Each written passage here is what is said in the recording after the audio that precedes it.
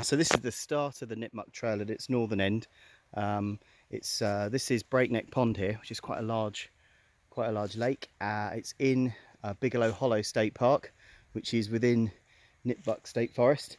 But the cool thing about the start of Nipmuck here is you can probably see just in the distance there's a little marker, and that marker just marks the border between Connecticut and Massachusetts, which is kind of cool. So you get the bragging rights of being able to say that you stood in Massachusetts and then in Connecticut, which is kind of cool. So this just gives you an idea what the start of the Nipmuck's like.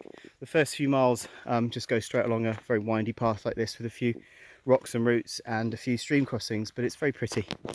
But it's about 3 miles from the car park, so the closest parking spot to the start of Nipmuck's quite a long way away.